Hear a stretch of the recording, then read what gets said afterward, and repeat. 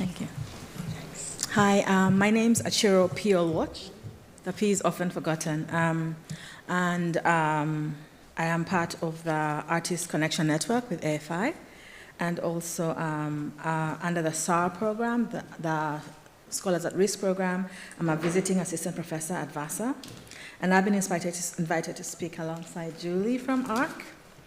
And I was asked to speak about artistic freedom, about my experiences with the National Queer Theatre and the SCLU lawsuit, and how they shaped my understanding of what it meant to make art freely in the United States today. And I could do that. I could talk about courage, about standing up for queer art and queer lives, about believing theatre could still be a kind of shield. But what feels really urgent to me right now is the danger I sense today, because it isn't loud, it's very quiet. It's the danger of disappearance, the silence that comes when our money dries up, when grants evaporate, when institutions that once loved our work have to fold or retreat. Right now, artistic freedom isn't only about what we're allowed to say. It's about whether we can afford to speak at all. In the last few years, we've seen an extraordinary contraction of art spending. Community theaters are closing, festivals are on pause, grants are cut, residencies suspended, and small organizations that once held space for marginalized voices are now fighting to survive.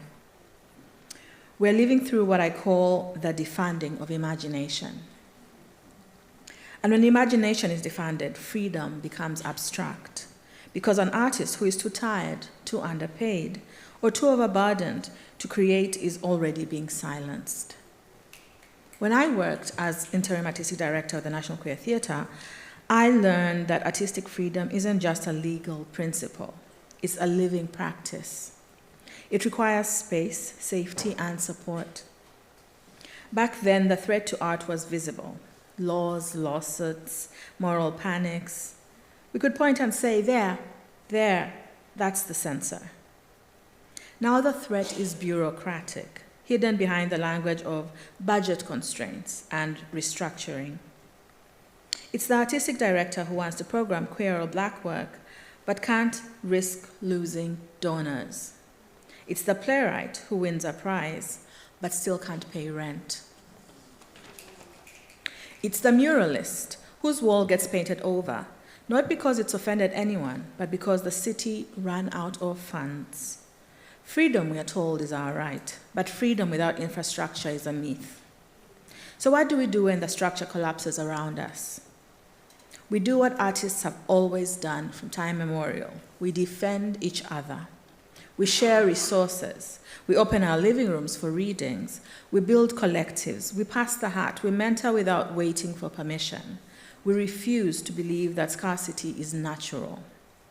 Because artistic freedom doesn't survive on individual heroism. It survives on collective care. If the institutions can't hold us, then we must hold one another. Maybe that's a deeper meaning of freedom, not only the ability to speak, but the ability to sustain speech, to keep up the voices alive, and to make sure it has somewhere to land.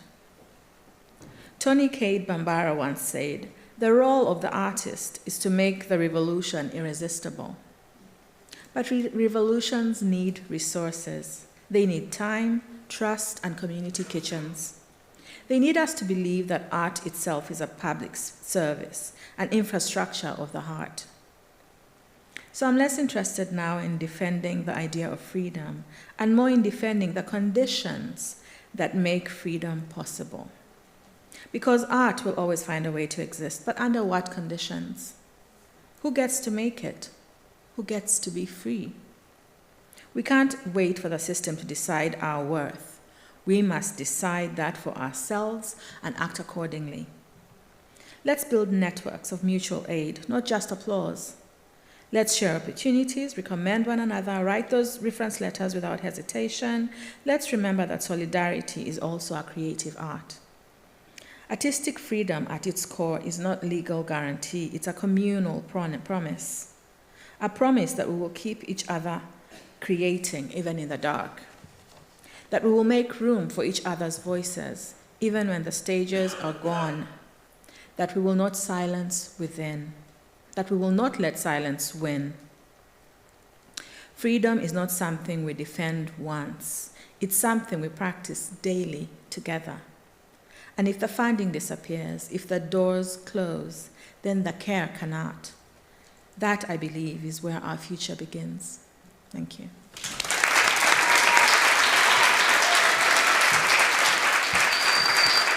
Thank you. Thank you, Cheryl.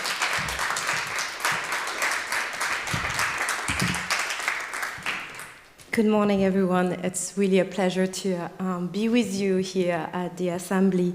I want to first by thanking the organizer for creating this kind of vital space for dialogue across border, and to Ashiro for a very, very powerful reflection. Awards remind us that the erosion of freedom rarely begins with bans. It begins when the means to create quietly disappear.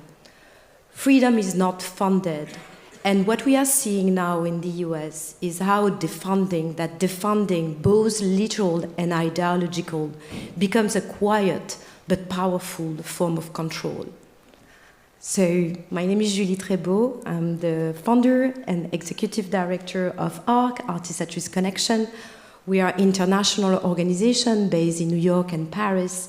We defend cultural rights and artistic freedom as fundamental rights, and ensure that artists and cultural workers everywhere in the world can create safely and without fear. For the past 8 years, we have supported more than 2,100 artists and cultural workers from 60 countries through direct assistance, advocacy, and a global network of more than 400 human rights and art organizations.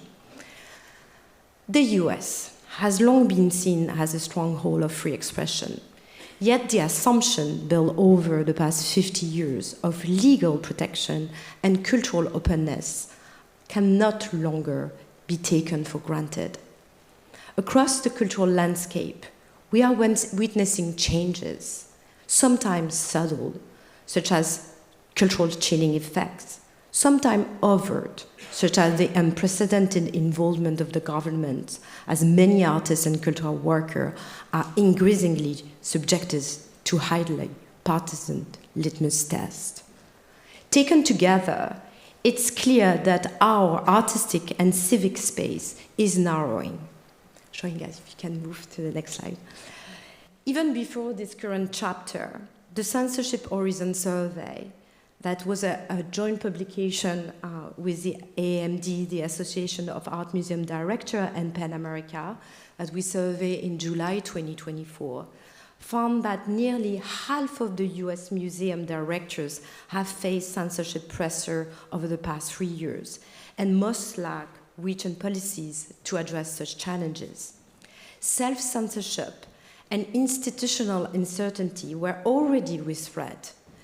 Today, those pressures have only intensified. In short, the question of who has the right to free expression is being relitigated, both in cultural narrative and alarmingly in law. And now the law itself is being sidelined or selectively applied at the whim of those in power. For those who are globally, this is not new. This is a very familiar warning signs. Where democratic norms are attacked, artists are among the first targets. At ARC, we work at this development through a clear framework, identifying the threats, analyzing institutional responses, and determining what artists and cultural workers need to remain free and safe to create. Through this lens, several concerning patterns have emerged in the US. The next slide. First, we have, show here if you can move to the next slide. We have witnessing the growing influence of ideology on public funding and cultural governance. Earlier this year, the National Endowment for the Arts introduced a funding condition requiring applicants to certify that their work will not promote gender ideology. Although the measure was later ruled unconstitutional, its very existence signaled that political agenda are shaping the boundaries of artistic expression. These narratives have further been injected into public policy and leadership appointment through rhetoric rejecting DEI. Together, these developments narrow the space of who has artistic freedom, targeting artists and cultural workers at the nexus of their communities, their identities, and their artistic practice. Second, institutional vulnerability has grown. An executive order earlier this year directed agencies to purge divisive narratives from cultural institutions and even proposed eliminating the Institute of Museum and Library Services, the only federal agency supporting museums nationwide. Those moves signal political interference and threaten the autonomy and sustain cultural life. Third, and perhaps most quietly, self-censorship has become widespread. To the next slide, please. Many artists and institutions are avoiding work they believe might provoke controversy, particularly around race, gender, and sexual identity. This form of invisible censorship is among the most damaging because it erodes expression, not through law or by force, but through instilling fear. Despite these challenges, there is a resilience and action, as we could see from Elizabeth and Karen. My apologies, Karen. Across the art communities, cultural leaders are recognizing the urgency of protecting creative space. They are calling for establishing a nationwide statement of values and principles for the cultural field, and transparency in cultural decision-making, and stronger networks of mutual support. In the US and abroad, our work rests in 3 pillars. The next slide, please. So we protect through emergency and direct support. We advocate turning data into policy change, and we amplify to raise awareness of the challenge artists and cultural workers face around the world. Even in a democracy, rights that cannot be practiced are not rights at all. Constitutional safeguards and legal precedents are not enough when prescriptive ideologies dominate. Recognizing this early and building collective strategies of solidarity and artistic freedom in practice is how we prevent deeper damage. In response, ARC has begun to adapt our global strategies to the US context. The next slide, please. So one key initiative is the adaptation of our safety guide for artists, originally designed for those working in highly repressive environment. We are now tailoring this resource to help US artists and cultural workers navigate emerging risks from digital harassment to institutional censorship. To inform this work, we have launched the National Artist Safety Survey, which is a research effort to map the specific threats facing artists in the US. This survey will help quantify the scale and nature of this pressure and identify where support systems are most urgently needed. Please take the survey. There's a QR code. It's close to the coffee stand. You're all artists and cultural workers.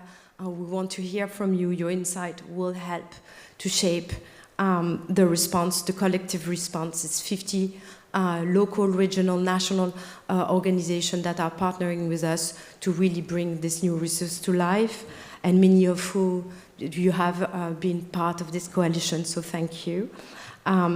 We want also to bring you to an artist safety consultation a bit later tonight, just before the concert, so stick with us, come, share your insights. It's a closed-door workshop where we really want to hear from you.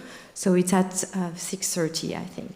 And then I think, as a concluding word, I'm mindful of the time, where I think with this initiative, our intention is not simply to equate the US with other repressive contexts globally, but rather we must remind ourselves that preserving artistic freedom is an active process, it's a muscle.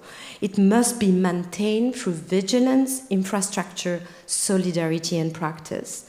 What we are seeing in the US is not the disappearance of artistic freedom, but its intentional erosion. And as we know from our experience across the world, just how quickly such erosion can accelerate if left unchanged. Defending artistic freedom in the US is inseparable from defending it globally. And when artists anywhere are silenced, the entire ecosystem of democracy and cultural imagination suffers. The next slide, please. At ARC, we believe that when artists are free, society is stronger, more just, more humane. That is the work before us, to make sure every artist can still imagine, still speak, still dare to create the words that keep us free. Thank you.